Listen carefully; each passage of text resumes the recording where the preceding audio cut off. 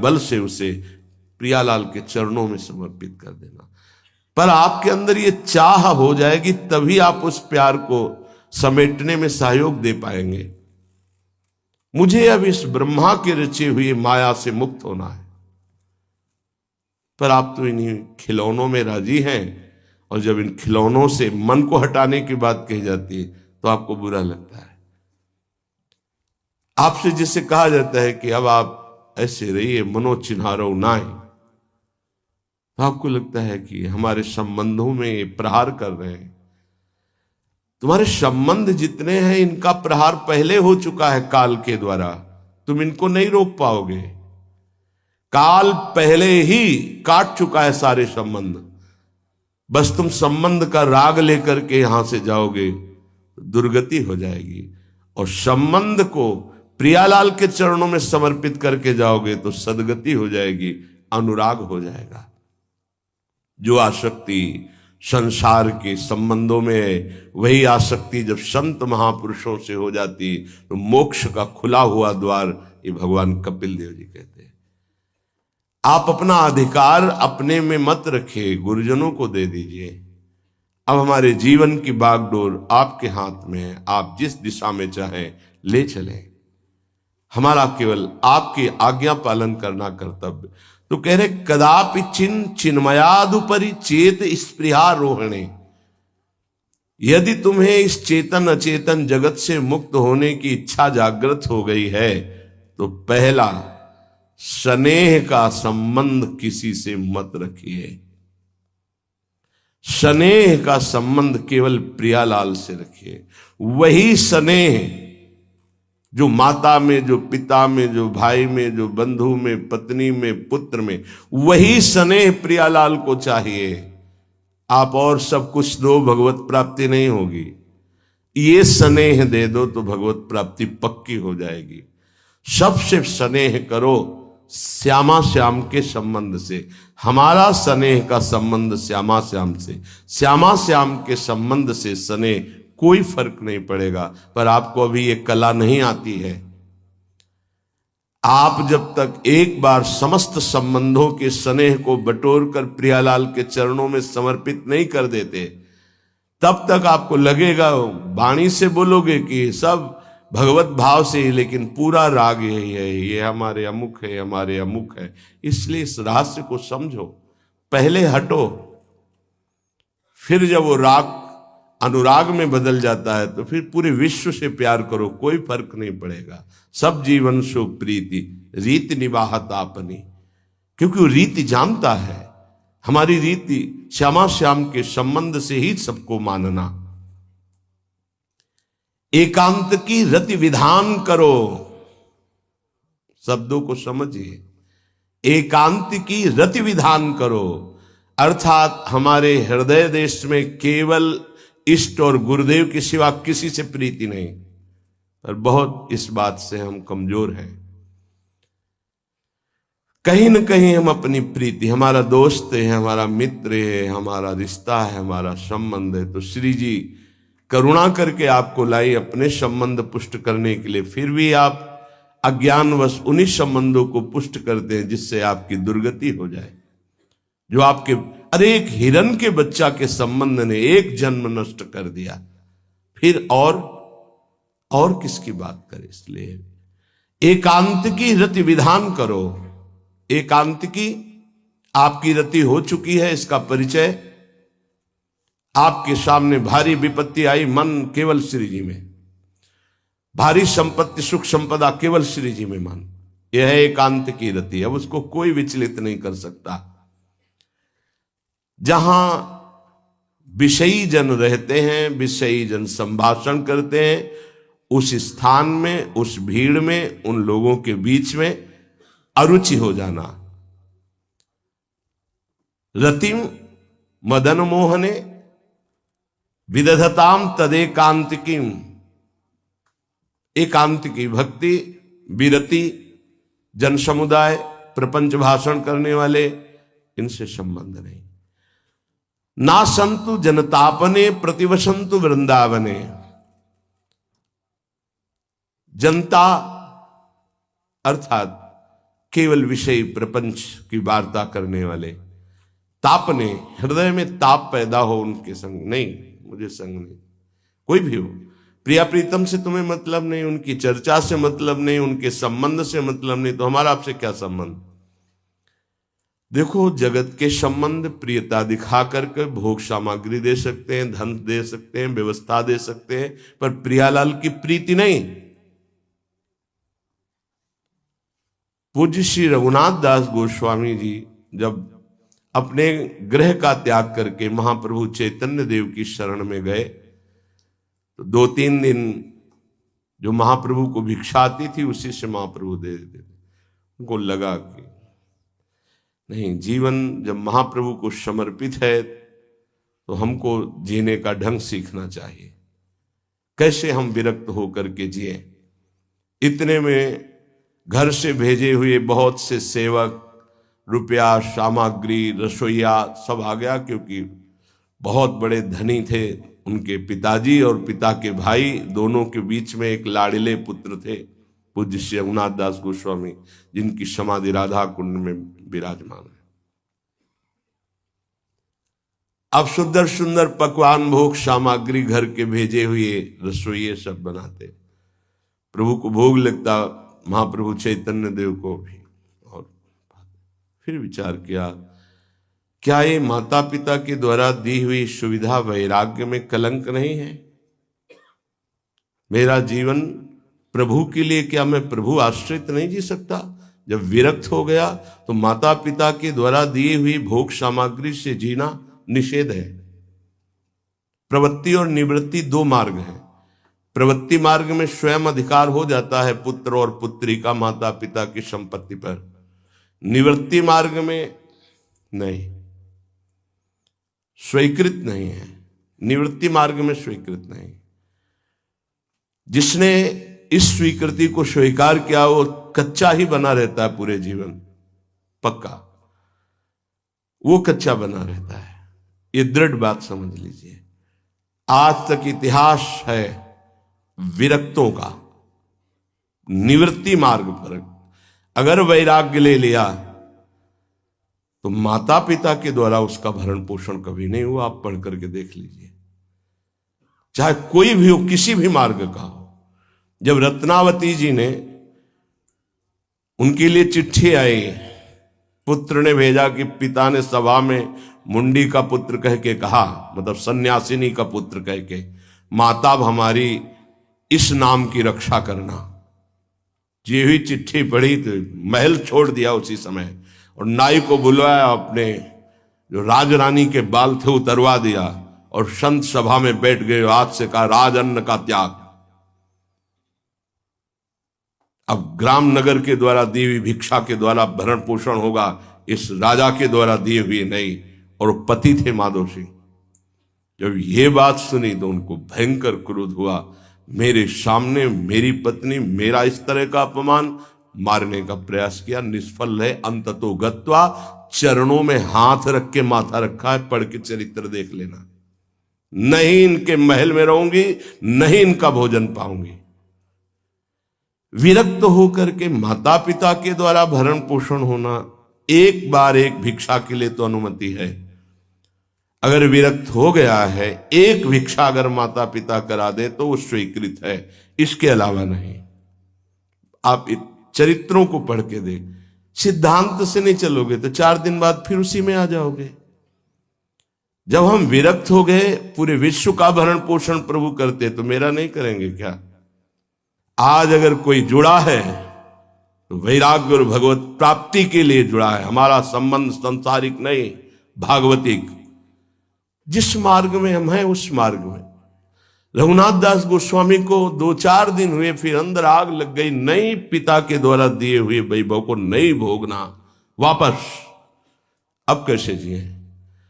जहां सिंहपौर पर जगन्नाथ जी के सब भिक्षुक खड़े होते थे, उन्हीं के बीच में खड़े हो गए। अब जो बांटते हैं तो उनका स्वभाव है लेने वालों का दौड़ दौड़ कर आगे लेना। कभी कभी मिलता उनको, शांत खड़े रहते तो पा लेते, नहीं मिलता प्रसाद तो भूखे रह जाते। फिर विचार किया, इसमें खड़े होकर के भी एक वृत्ति बनी रहती कि आने वाला देगा, ये भी ठीक नहीं। एक जगह अन्न क्षेत्र में अन्न बंटता था, वहां से जाके लाने लगे। फिर विचार किया, विवेक धैर्य नहीं लेने देता, यार हम यहां कोई सेवा तो करते नहीं, क्योंकि भरपेट अन्न पाने का जिस क्षेत्र में अधिकार है तो वहां सेवा करना जरूरी, चाहे पोछा लगा दो, चाहे पत्तल फेंक दो, कोई सेवा वहां करनी चाहिए, तभी आपका वैराग्य सुरक्षित रहेगा, नहीं तो फिर ठीक नहीं है। वहां अन्य क्षेत्र में भी छोड़ दिया भोजन लेना।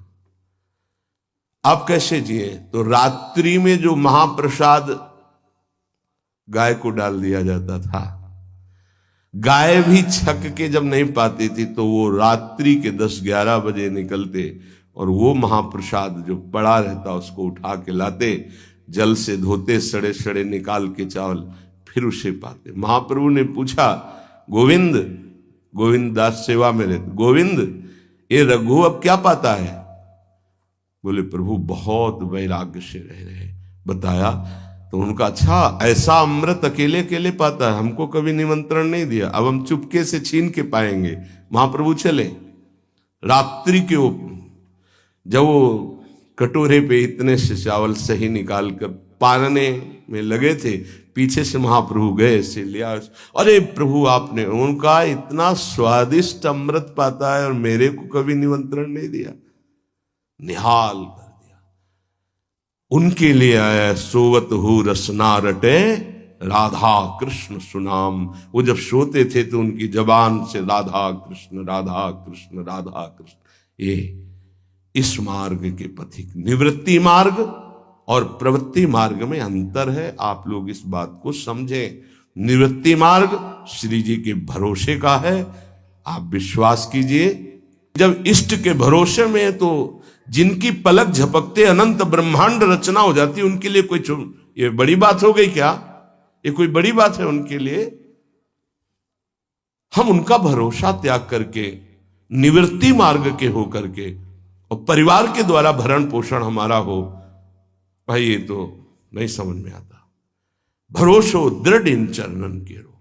निवृत्ति मार्ग तो निवृत्ति मार्ग, प्रवृत्ति मार्ग तो प्रवृत्ति मार्ग, प्रवृत्ति निवृत्ति, निवृत्ति में प्रवृत्ति, बहुत समझकर संभल कर चलना पड़ेगा। जो मार्ग भगवान ने बनाया उसके अनुसार। तो कह रहे न संत जनता, तुम्हारा व्यवहार जनता से नहीं होना चाहिए। व्यवहार शून्य व्यवहार है, ध्यान रखना। दसों हजार लोगों के दर्शन होते हैं, एक का भी परिचय नहीं है।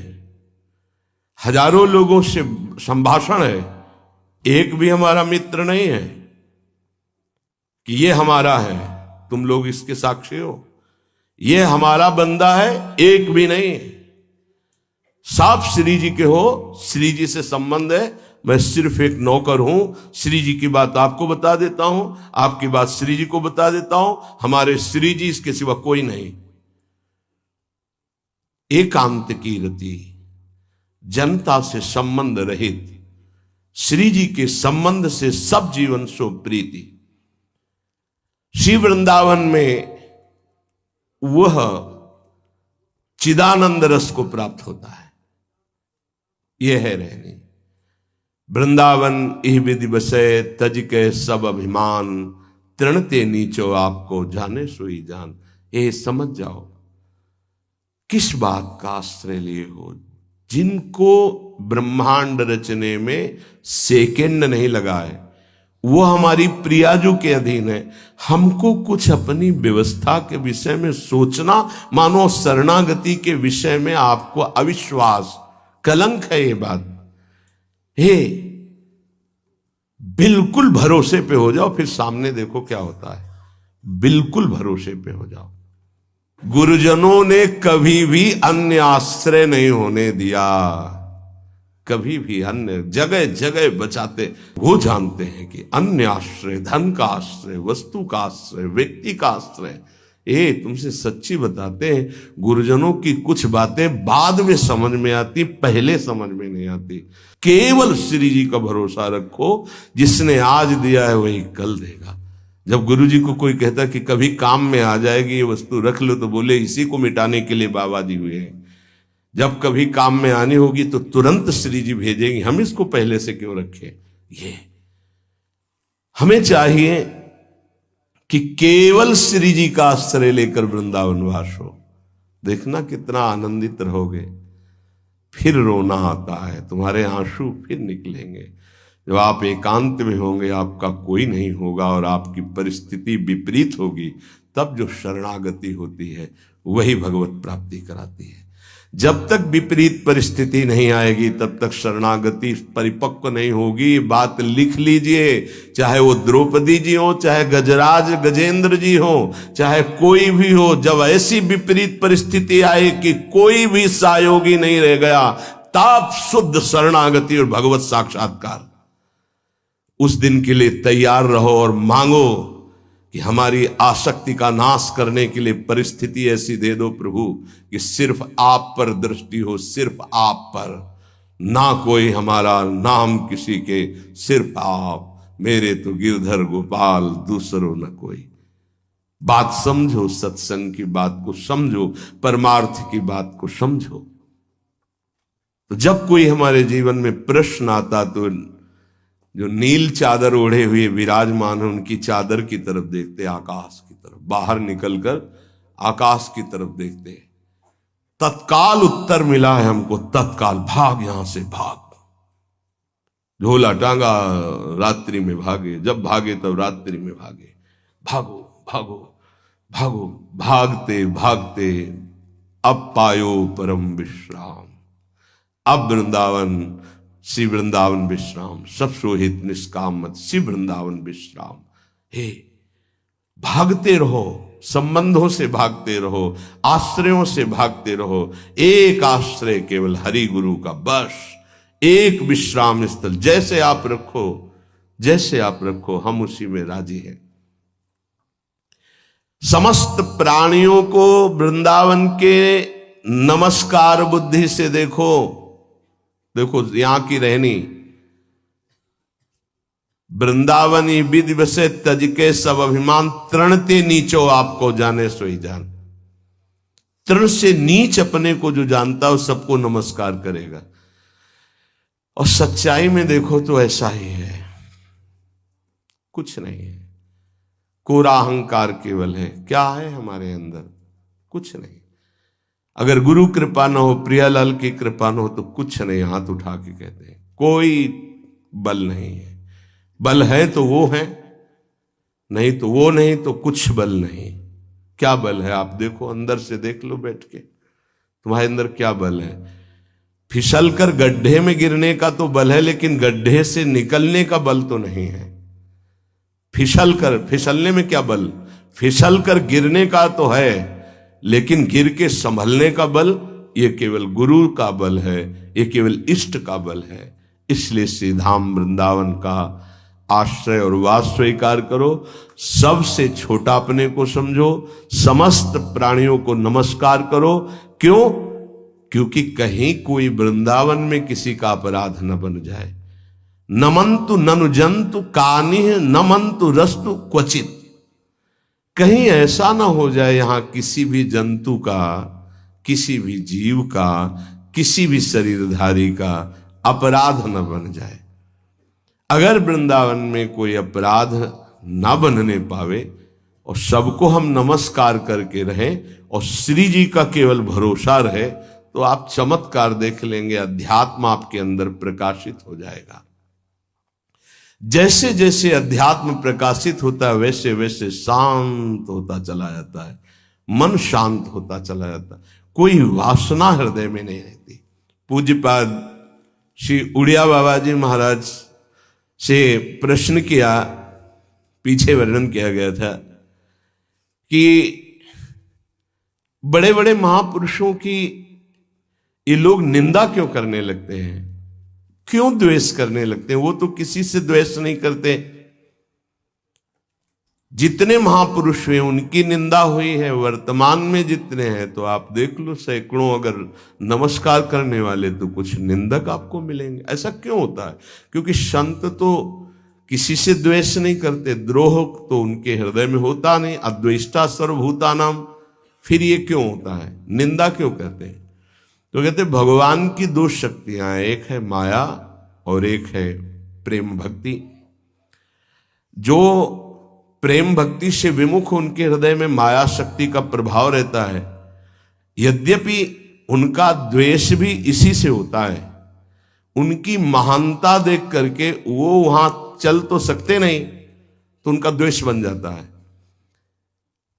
महानता देख करके उसमें चल नहीं पाएंगे। जैसे कहावत में आता है कि एक